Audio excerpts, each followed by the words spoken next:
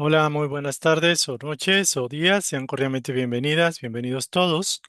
Vamos a continuar con el estudio del Evangelio según el Espiritismo en el capítulo 17 y nos quedamos en la parte, una de las partes ya finales, que tiene que ver con el tema que se refiere a los buenos espíritas. Bueno, este título es dirigido particularmente a aquellos que están dentro de la corriente espírita, por ejemplo, de Allan Kardec, pero no necesariamente. O sea, este título también podríamos decir que son los buenos cristianos o aquellos que desean mejorarse, aquellos que desean esforzarse por una mejora moral, por una realización del Evangelio, independientemente de qué corriente religiosa, doctrinaria o filosófica estén manifestando. Muy bien, entonces en base a esto, pues vamos a proceder al estudio. Me voy a quitar de aquí un momento y vamos a comentar. Vamos a leer primero y luego comentamos un poco. Dice Los Buenos Espíritas, capítulo 17. Los espíritas, más que serlo o más que buscar ser espíritas, buscan realizar el auténtico sentido de ser cristiano.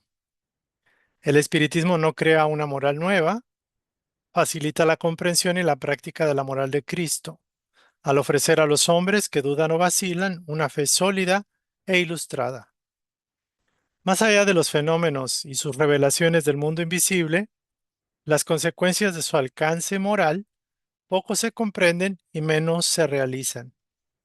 Ciertamente, no por imprecisiones de la doctrina, pues ésta no contiene alegorías ni figuras que puedan dar lugar a falsas interpretaciones. Su claridad no tiene nada de misterioso, o dogmático, o iniciático, u ocultista o sectario. Al contrario, va directo a la inteligencia e invita a comprender con la razón y el sentido común. Podemos apreciar el aspecto científico y material al observarla detenidamente, se refiere a la doctrina espírita. Sin embargo, la parte esencial requiere sensibilidad y madurez interna para apreciar el trasfondo moral y que es más trascendente. Aún hoy, muchos seres conservan lazos tenaces con la materia, por lo que no permiten que el espíritu se desprenda de las cosas de la tierra, manteniendo sus gustos y costumbres, negándose a aceptar que exista algo mejor más allá de lo que sus sentidos captan, y yo me atrevo a decir más allá de sus creencias y de lo que están dispuestos a aceptar o no. Muy bien. Dice, la creencia en los espíritus modifica en poco o en nada sus tendencias instintivas. Prefieren lo fenoménico muchas veces e impactante más que la moral misma, que les parece banal y monótona. Ante la obligación y necesidad de reformarse, retroceden o se afinan aún más con aquellos que comparten sus debilidades o prejuicios. No obstante, la aceptación de los principios de la doctrina constituye ya el primer paso que hará que el segundo resulte más fácil en otra existencia. El verdadero espírita procura su adelanto moral al despertar y ser tocado en su corazón por la enseñanza que transforma, y su fe se hace inquebrantable al mantenerse unido, cual rama al tronco del árbol, en medio de las tormentas y vicisitudes de la vida. Se reconoce al verdadero espírita por su transformación moral y por el esfuerzo que hace para dominar sus malas inclinaciones. Esta parte, Edgar Cayce, Allan Kardec, lo enfatiza Allan Kardec muy bien al decir que se va a reconocer al verdadero espírita por la evidencia de su transformación moral y por los esfuerzos que hace aún todavía para dominar sus malas inclinaciones. Esta sería como la primera parte del texto que estamos leyendo, pero vamos a hacer un pequeño zoom, digámoslo así. Vamos a, vamos a hacer algún desglose de este material que está ya prácticamente condensado, pero aún así es importante hacer una reflexión. Entonces ya hemos visto que pueden ser espíritas y pueden no serlo. Algunos que han pasado la línea religiosa normalmente buscan en el esoterismo y algunos en enseñanzas que van más allá de la religión, respuestas, porque no les satisface del todo las respuestas convencionales de las religiones, por ejemplo. Y algunos otros, pues buscan, por ejemplo, en la metafísica, en alguna corriente ocultista, en alguna secta o en alguna enseñanza. Y los hay quienes buscan en el espiritismo respuestas. Entonces, para aquellos que se autonombran espíritas o espiritistas, este texto va muy bien dirigido. Los buenos espíritas, ¿quiénes son?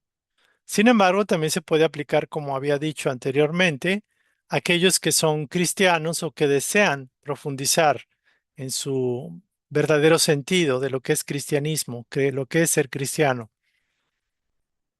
Entonces, independientemente de la línea que estemos eligiendo o que estemos o que vayamos a estar, los espíritas realmente buscan realizar el verdadero sentido, el más profundo de la palabra. Y el sentido más profundo es el ser auténticamente cristiano, más allá de lo que la religión pudiera indicarnos, que también se vale. Sin embargo, el espírita se define o se identifica como una persona que procura realizar el aspecto moral más que otra cosa. La clave es eso, la transformación moral. Aunque esta moralidad, pues de hecho no es nueva, es una moralidad dejada o como mensaje o exhortación por el Maestro Jesús. Entonces, el espiritismo de Kardec, particularmente, de lo que yo tengo conocimiento hasta cierto punto, puedo decir que cumple su función de hacer más comprensible la práctica del Evangelio, de su enseñanza moral de Cristo. Obviamente, al darnos una enseñanza más madura, con una visión más adulta, nos permite tener mayor certeza de lo que el maestro quiso decir y nos ayuda a superar la duda o el miedo, la vacilación, fortalece nuestra fe, nos ilustra claramente. Entonces, algunos espíritas obviamente se quedan en la parte de lo fenoménico, la parte de la mediuminidad, por ejemplo, inclusive de fenómenos de curación, sanación que se pueden dar en algunos lugares y casas espírita particularmente. Pero lo cierto es que el alcance moral de la doctrina se queda corto. Muchos lo conocen poco y muchos otros no les interesa, porque es la parte quizás más valiente, es la parte más, no difícil, pero es la parte más sensible del espiritismo. La doctrina obviamente está bastante completa, tiene fundamentos que nos permiten razonarlos, permiten ponerlos sobre la mesa para poderlos auscultar. Pero la parte moral, de acuerdo, por ejemplo, al Evangelio, según el Espiritismo, es una enseñanza que nos exhorta y nos impulsa a sacar lo mejor de nosotros. Por ejemplo, el Espiritismo, Kardec lo enfatizaba mucho, que el verdadero espírita es aquel que busca conocerse, que busca superar sus pasiones, sus instintos y busca transformarse a sí mismo en una mejor versión de la que ayer tuvo, por ejemplo. Entonces, la doctrina nos puede hablar mucho del periespíritu, por ejemplo, de los mundos superados, de la transición planetaria, las enseñanzas de Chico Javier y de Baldo, de Joana de Angelis, por ejemplo, eh, de todos ellos nos ayudan a comprender un poco más, bastante más amplio, la realidad del mundo invisible. Pero lo cierto es que más allá de poder evidenciar, por ejemplo, la verdad contenida en las enseñanzas, estamos en el aspecto más demandante para nosotros, que es el aspecto moral. Entonces basta observar, basta leer, por ejemplo, qué es el espiritismo, cómo se fundó, cómo se inició, cómo Allan Kardec tuvo la oportunidad de codificarlo, cómo encontró similitud en diferentes espíritus que le transmitían los mensajes, y él, como era pedagogo, también una persona muy culta, un buen científico, pudo hacer un estudio bastante minucioso de toda la enseñanza que le llegaba y no la aceptaba a priori, o sea, tenía que hacer una revisión exhaustiva y de alguna forma buscaba comprobarlo en los hechos, en la evidencia que podía tener. Entonces el aspecto moral, pues el aspecto material lo podemos identificar, pero el aspecto moral, ahí es como dicen por ahí, donde no todos aceptan pasar. El aspecto moral es una exhortación a perdonar, a conocernos, a transformarnos, a adoptar las prácticas como la caridad, por ejemplo, en el sentido más profundo de la palabra, a superar el orgullo y el egoísmo, cosa nada fácil porque estamos acostumbrados a lo contrario. Pero para ello se requiere que la persona haya tenido una cierta sensibilidad y que tenga cierta madurez espiritual para aceptar el reto, para trascenderse a sí mismo. Entonces, lo cierto es que la inmensa mayoría de los seres humanos todavía estamos en una etapa de apego a nuestros prejuicios, a nuestras costumbres, nuestras creencias, a nuestros arraigos instintivos y normalmente todo el mundo creemos estar en posesión exclusiva y única de la verdad en nuestras escuelas, nuestras religiones, por ejemplo. Y muchos por miedo y muchos por prejuicios no aceptan conocer algo mayor o algo diferente. Entonces, muchos de nosotros estamos todavía con arraigo a nuestra inercia. Aceptamos únicamente lo que los sentidos nos están dando y prácticamente vivimos para el mundo, para lo exterior, para satisfacer las necesidades básicas del cuerpo y uno que otro instinto también, no redimido, no superado, no corregido, por ejemplo. Entonces, pocos son los que quieren dejar sus vicios, sus pasiones, sus deseos que no son adecuados y realmente es un reto para esta humanidad. También aquellos que conocen la existencia del mundo espiritual, de que la vida no termina aquí, muchos de ellos pareciera que simplemente lo escuchan, algunos lo aceptan, pero no profundizan.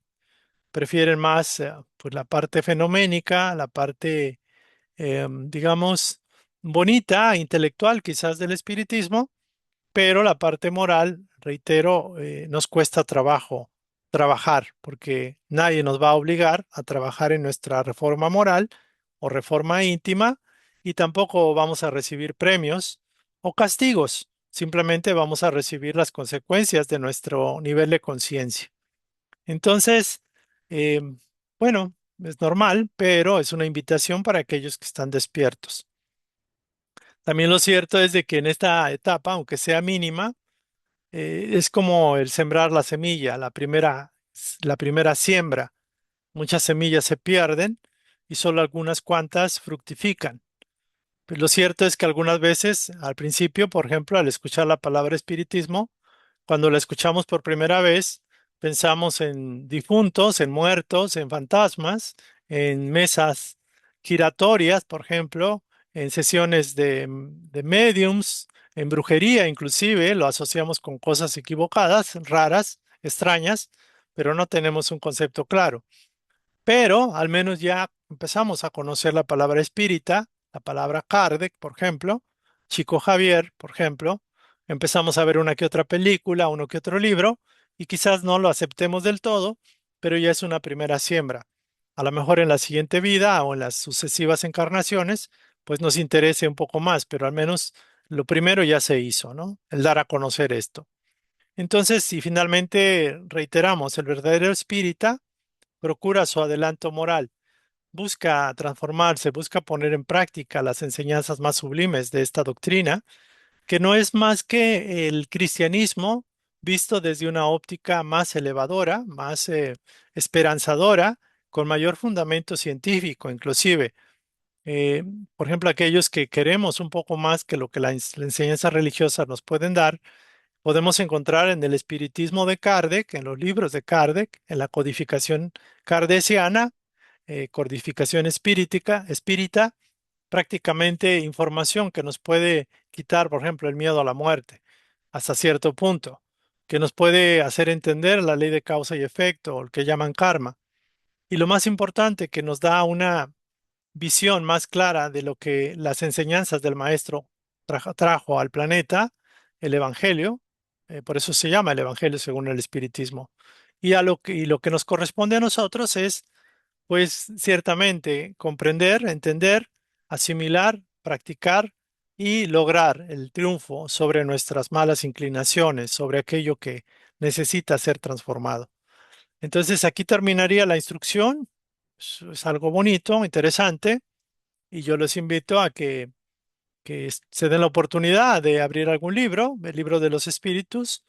Es buenísimo, es como el primer libro, que es el espiritismo, también ese es un libro, y hay mucha información, hay mucha enseñanza. Por ejemplo, la transición planetaria, la encarnación de seres evolucionados ahora en este tiempo, como niños. Por ejemplo, hay mucha información al respecto y sobre todo nos da una claridad más global de nuestra verdadera naturaleza. Entonces están invitados y bueno, eh, seguimos adelante con el estudio.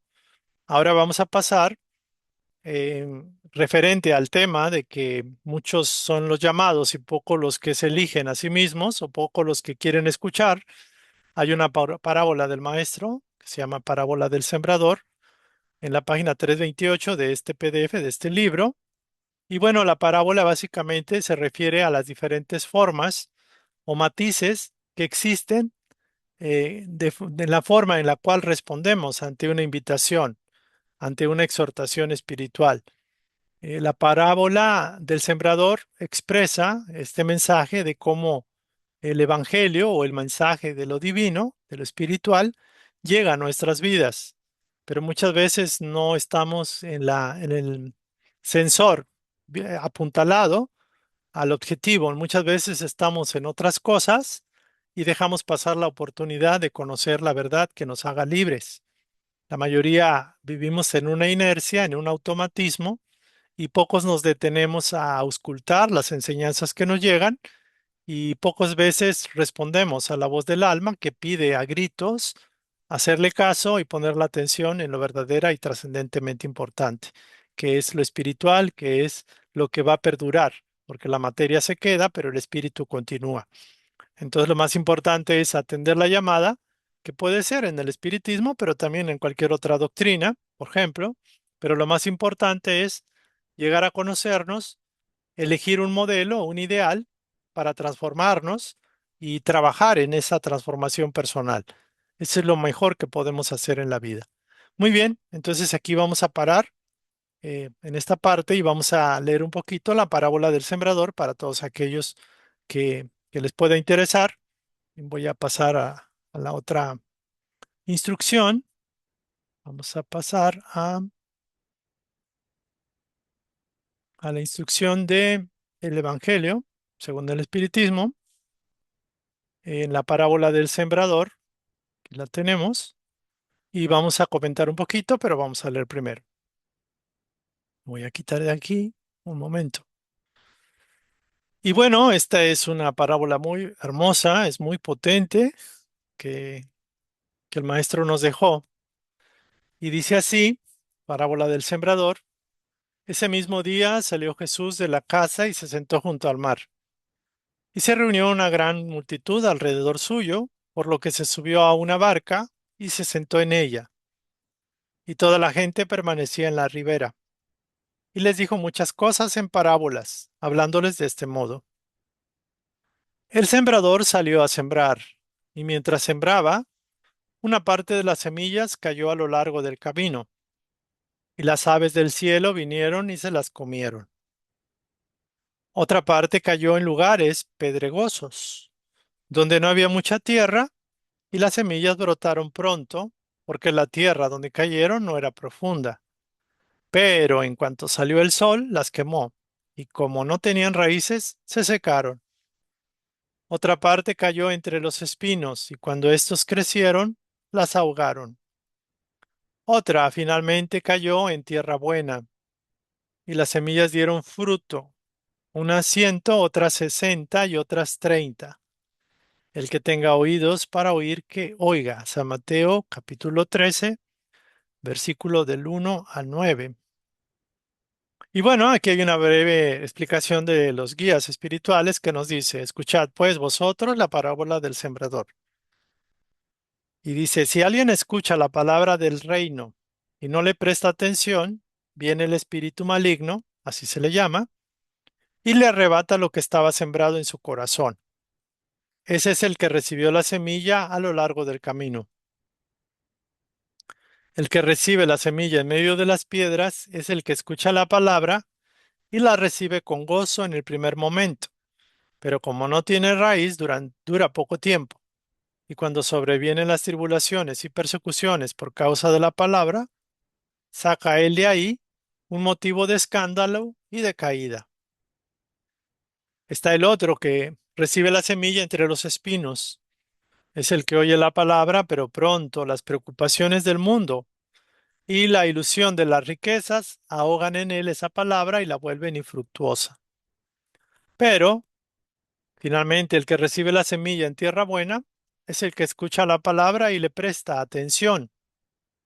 Y en él ella da fruto 100 o 60 o 30 por uno. San Mateo 13, capítulo 13, del 18 al 23. Entonces aquí podemos encontrar cómo eh, la espiritualidad se vale de todos los recursos, de todos los medios, para hacernos llegar el mensaje. Obviamente, el mensaje mayor, el más claro, es el mensaje del Maestro, el Evangelio. Pero aún dentro de, por ejemplo, el cristianismo, tiene muchas interpretaciones, dependiendo de la iglesia y también dependiendo del pastor o el ministro o el sacerdote. En el espiritismo hay una explicación quizás un poco más completa porque nos amplía nuestra visión. Es decir, no nos quedamos en una cuestión dogmática, limitante o sectaria o muy ad hoc a la corriente religiosa que se encuentre.